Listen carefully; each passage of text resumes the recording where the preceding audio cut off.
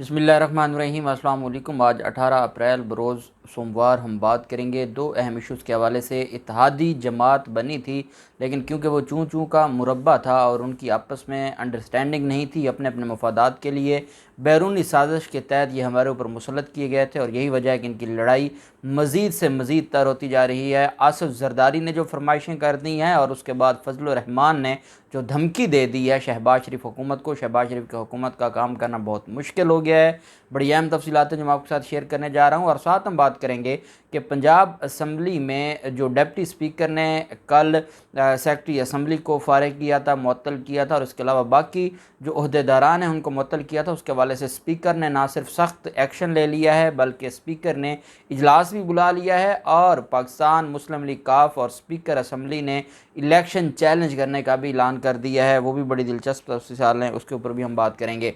पहले हम बात कर लेते हैं जो तर्जमान पंजाब असम्बली की तरफ से जो रात गया एक स्टेटमेंट जारी की गई है और जिसमें ये कहा गया है कि डिप्टी स्पीकर की तरफ से जिन लोगों को हटाने के हवाले से बात की गई है और मीडिया पर ये खबर आई है और ये कहा गया कि एक नोटिफिकेशन जारी किया गया है और डिप्टी स्पीकर ने ओहदे से हटा दिया है। उनका ये कहना है कि ये गलत है, झूठ है, क्योंकि तर्जमान पंजाब असम्बली का कहना है कि अफसरान की मुअत्तली की हम ना सिर्फ तरदीद करते हैं, पीटीआई जो अफसरान की मुअत्तली की खबरों में कोई सदाकत नहीं है। उनकी तरफ से ये कहा गया कि ये जितने भी अफसरान हैं, चारों अफसरान ये ग्रेड 20 के अफसरान हैं और ग्रेड 20 से ज़ायद के अफसरान हैं और इससे आला ग्रेड के अफसरान की Majaz authority speaker Punjab assembly है, ना कि डिप्टी स्पीकर है। डिप्टी स्पीकर के पास कोई अख्तियार नहीं है इनको मुअत्तली करने का। अगर डिप्टी स्पीकर को कोई तकलीफ़ है तो वो स्पीकर को कह सकते हैं कि इनके ख़िलाफ़ कार्रवाई की जाए, वो ख़ुद नहीं कर सकते, आज ख़ुद कार्रवाई नहीं की जा सकती और यही वजह है कि ये जो सारी की सारी कार्रवाई है इसकी कोई हैसियत नहीं है। वो अभी भी काम पर हैं, वो अपना काम जारी रखे हुए हैं क्योंकि स्पीकर जो पंजाब असम्बली हैं वो उनके ख़िलाफ़ एक्शन नहीं ले रहे।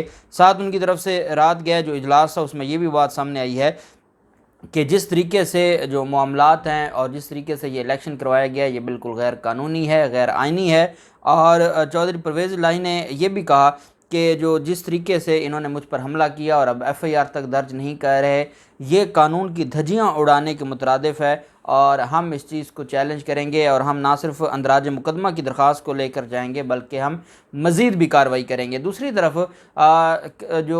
एक बड़ी कार्रवाई की गई है और ये कल की डेट में ही 17 अप्रैल की डेट में ही एक नोटिफिकेशन जारी किया गया है और इसमें पंजाब असम्बली चौधरी परवेज़ इलाही ने पंजाब असम्बली के 40वें इजलास की अगली नशिस्त 28 अप्रैल 2022 बरोज़ जुमेरात 11:30 बजे असम्बली चैम्बर में मुकर्रर की है और असम्बली सेक्रेटेरिएट ने 28 अप्रैल 2022 की नशिस्त का गज़ट नोटिफिकेशन भी 17 अप्रैल को जारी कर दिया है। और जो मुस्लिम लीग काफ ने वज़ीर आला पंजाब के इलेक्शन को भी चैलेंज करने का फ़ैसला किया है। परवेज़ इलाही के ज़रिए सदारत काफ लीग और पीटीआई की पार्लिमानी पार्टी का इजलास हुआ है जिसे खिताब करते हुए परवेज़ इलाही ने यह कहा है कि कल एक बोगस गैर आइनी और मुतनाज़ इलेक्शन करवाया गया और वज़ीर आला के इलेक्शन को गवर्नर और एडवोकेट जनरल पंजाब मुतनाज़ करार दे चुके हैं। ये आइनी मसला है, जब तक वाज़ेह सूरत हाल सामने नहीं आती इलेक्शन को तस्लीम नहीं कर सकते।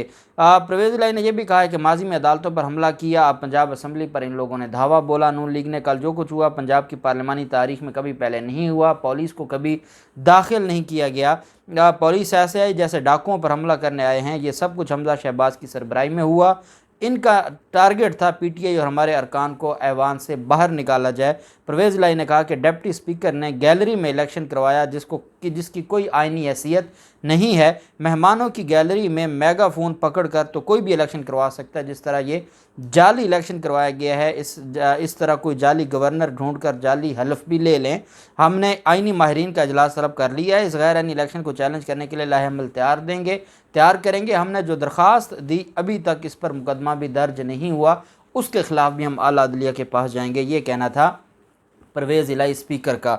और ये चीज़ें क्योंकि मामलात काफ़ी ख़राबी की तरफ जा रहे हैं और जिस तरीके से मैंने आपको बताया था कि गवर्नर को हटाने की कोशिश की गई, लेकिन गवर्नर को आइनी तौर पर ये हटा नहीं सकते। और कल एक मैंने ख़बर सुनी और ये जियो वाले कहते हैं कि वज़ीर आज़म ने अपने सवाबदीदी इख्तियारात इस्तेमाल किए हैं।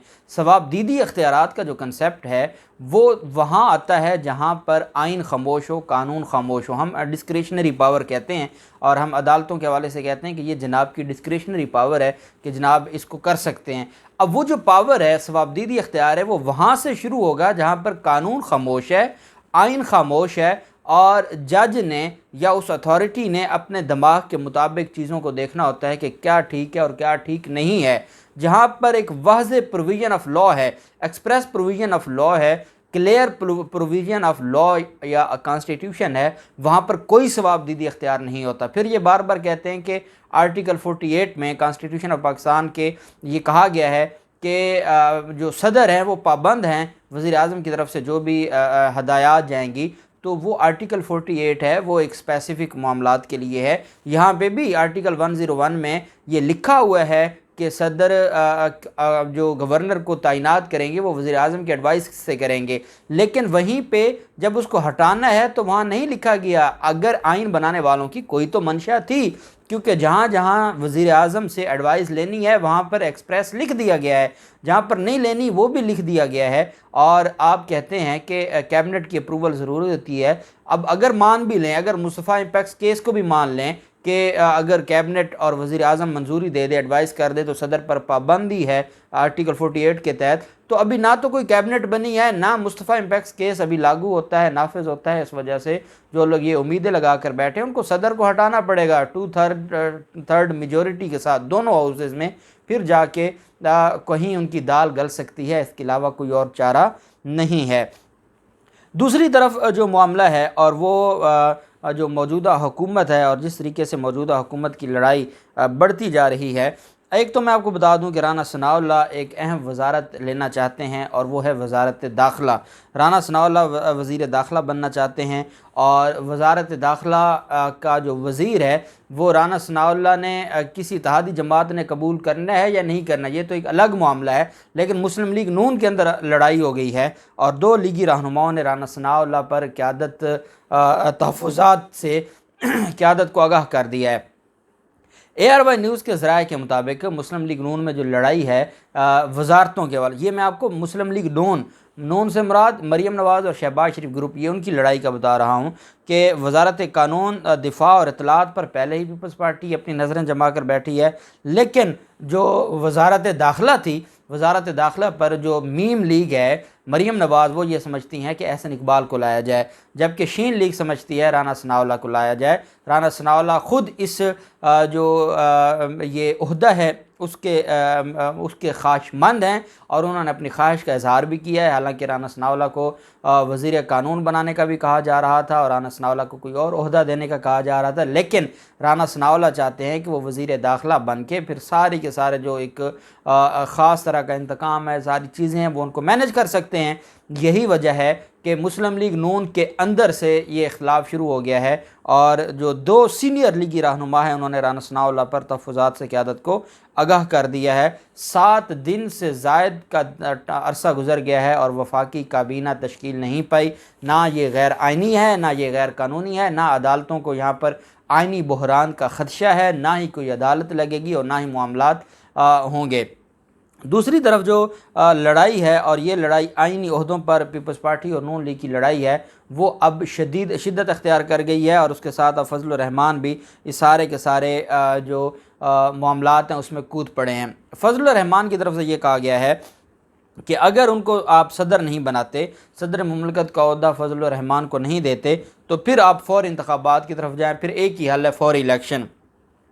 इनको कुर्सी दे दें, इनको इनकी मर्ज़ी का ओहदा दे दें, फिर तो जमहूरियत चलने दें, फिर तो आप इस असम्बली को अपना टेन्योर पूरा होने दें। लेकिन अगर आप इनको ओहदा नहीं देते, अगर आप इनको वो सदारत नहीं देते, तो फिर ये है कि आप जल्दी जल्दी नए इलेक्शन की तरफ जाएँ।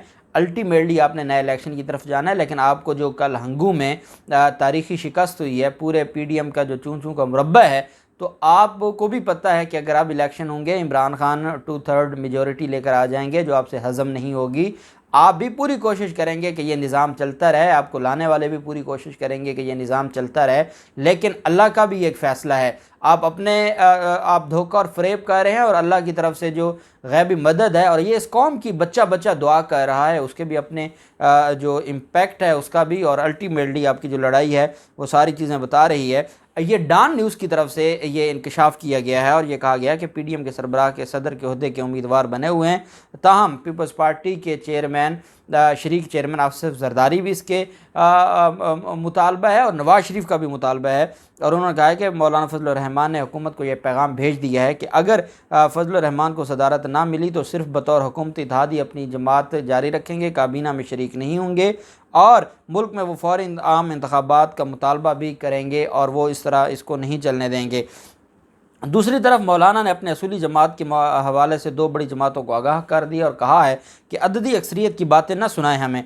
ये बिलावल जरदारी ने कहा था कि जिसकी अक्सरियत होगी सदर उन्हीं का होगा। उस पर मौलाना ने कहा कि हमें अददी अक्सरियत की बातें ना बताएं, इस तहरीक में 2018 से हम मौजूद हैं, और इसी लिहाज से हम सीनियर भी हैं। अगर मौक़िफ़ तस्लीम नहीं किया जाता तो फिर मुल्क में फ़ौरी इंतखाबात की तरफ हमें आना होगा।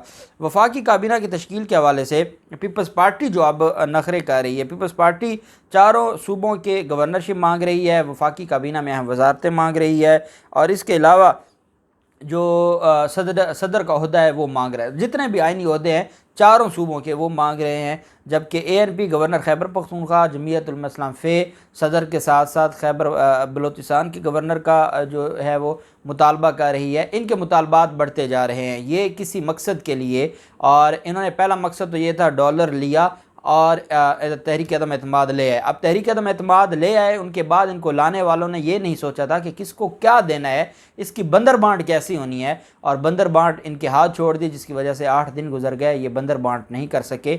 और लालच है तो मुस्लिम लीग नून अंदर से उनके जो इख्तलाफात हैं, फिर इन जमातों के इख्तलाफात हैं, MQM अपनी जगह पर नाराज़ बैठी है, पीपल्स पार्टी अपनी जगह पर, फजल रहमान अपनी जगह पर।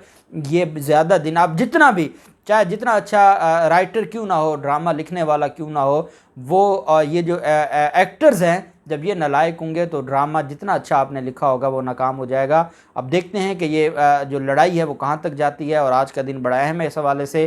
जो भी तफसीलात होंगी आपके साथ शेयर करते रहेंगे। अल्लाह पाक पाकिस्तान का हमें नासिर हो। बहुत शुक्रिया। अल्लाह हाफिज़। पाकिस्तान।